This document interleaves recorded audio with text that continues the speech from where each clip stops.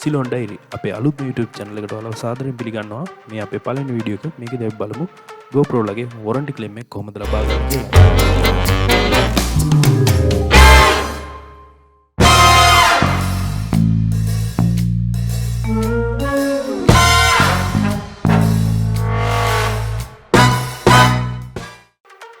ඉතින් මේ වීඩියෝ එක කරන්න ප්‍රධානම හේතුව උනේ මගේ GoPro Hero 5 Black එකට පොඩි ප්‍රශ්නයක් ආවා. ඇත්තටම කිව්වොත් ඒක water damage එකක්. ඉතින් මම බැලුවා ඉන්ටර්නෙට් එකේ හැමතැනම සර්ච් කරලා මොකක්ද මේකට කරන්න පුළුවන් කියලා. ඉතින් කරන්න තිබ්බ එකම දේ තමයි warranty claim කරන එක.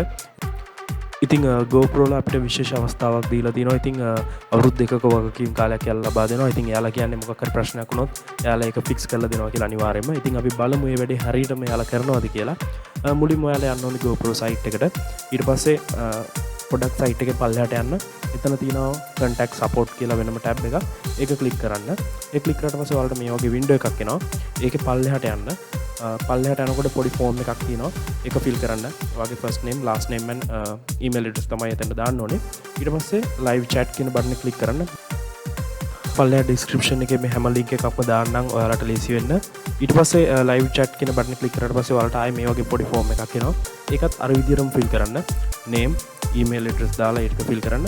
ඊට පස්සේ ඔයාලට පේනවා ඉතින් exciting case කියලා තියෙනවා ටික් එකක් දාන්න. ඒකට ඔයා ටික් එක දාන්න ඕනේ ඔයා ඒ case එක ගැන දෙවෙනි පාරට කතා කරන්න යනවා නම්. එතකොට තමයි යාලට ඒක ආයෙ අඳුර ගන්න පුළුවන් වෙන්නේ. එතකොට යාලා case number එකක් දෙනවා මේ chat එක අවසානයේ. මේ number එක ඔයාට ඕනි වෙන්නේ ආපහු මේ case එක ගැන යාලගෙන් ඔයාලා විස්තර දැනගන්න ඕනේ වුණොත්. ඉතින් සාමාන්‍යයෙන් GoPro එක ආපහු අපිට හම්බෙනකම්ම අපිට විස්තර දැනගන්න ඕන වුණොත් මේ case number එක පාවිච්චි කරලා ඔයාට ඔයාගේ කැමරාව ගැන විස්තර දැනගන්න පුළුවන්. ඊට පස්සේ මේ වගේ සරල chat box එකක් open වෙනවා. ඊට පස්සේ අපිට තියෙන්නේ යාලත් එක්ක chat කරලා හරියට අපේ ප්‍රශ්න කියන්න ඕනේ. අනිවාර්යයෙන්ම පැහැදිලිව යාලට ප්‍රශ්න කියන්න. මොන හරි යාලා ෆොටෝස් මොන හරි අපිට අප්ලෝඩ් කරන්න කිව්වොත් යාලා අපිට ලින්ක් එකක් දෙයි. ඒ ලින්ක් එකට ගිහිල්ලා මේ ෆොටෝස් යාලා කියන විදිහට හරියටම කැප්චර් කරලා ඒවා අප්ලෝඩ් කරන්න. වැදගත් දෙයක් තියෙනවා කියන්න. ඔයාලට ඔයාලගේ මොබයිල් ඩිවයිස් එක යූස් කරලා වුණත් කිසිම ප්‍රශ්නයක් නැතුව මේ process එක කරගන්න පුළුවන්. ඉතින් මමත් යූස් කරේ මගේ මොබයිල් එක. මේක ගොඩක් ඉම්පෝර්ටන්ට් මේල් එකක්. මේකේ තියෙනවා කේස් නම්බර් එක තියෙනවා. එතකොට RMA නම්බර් එක තියෙනවා. ඉතින් RMA නම්බර් එකත් ඔයාලට ඕන වෙනවා ඉස්සරහට. කේස් නම්බර් එක මම ඉස්සෙල්ලා කිව්වා වගේ කලින් ආයේ ඒ කේස් එක ගැන කතා කරනවා නම් ඔයාලට මේ කේස් නම්බර් එක අවශ්‍ය වෙනවා. number 1 link එකට ගියාට පස්සේ ඔයාලට අදාළ instruction ටික ගන්න පුළුවන්. number 2 කියලා දාලා තියෙන link එකට ගියාට පස්සේ පොඩි form එකක් තියෙනවා. එතන ඔයාගේ country එක දාලා RMA නම්බර් එක දාන්න. අර ඉස්සෙල්ලා මම ඔයාලට කිව්ව නම්බර් එක.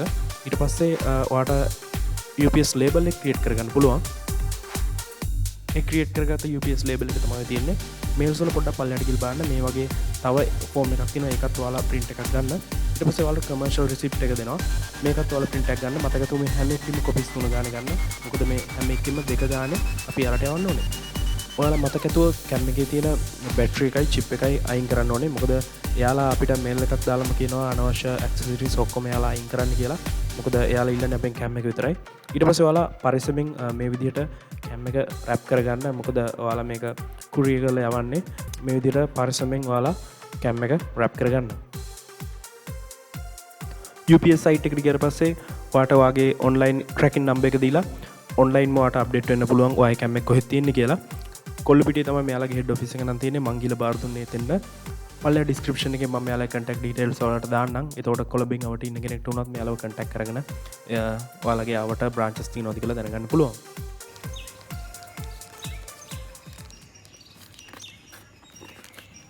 ඔන්න දවස් 5ක් විතර ගියාට පස්සේ මගේ කැම් එක ගෙදෙට්ටම ආවා UPS එකෙන් ගෙනල්ලා දුන්නේ. ඉතින් එයාලා අපිට කුරියර් කරලා තියෙන UPS එක හරහාමයි.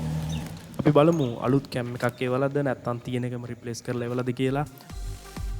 මට මෙයාලා පේන විදිහට අලුත්ම කැම් එකක් ඒවලා තියෙනවා.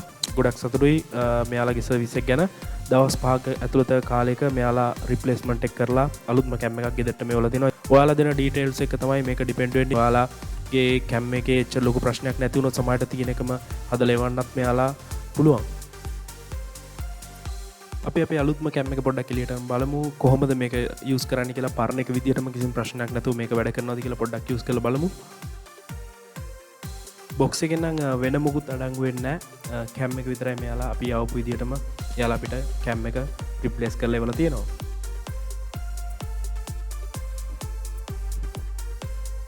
අපේ පරණ කැම් එකේ බැටරි ගන්න බැටරි අරන් පොඩ්ඩක් වල දාලා බලන්න. චිප් එකක් දාලා බලන්න. මේ දෙකම පරිස්සමෙන් ඔයාලා කැම් එකට දාගන්න.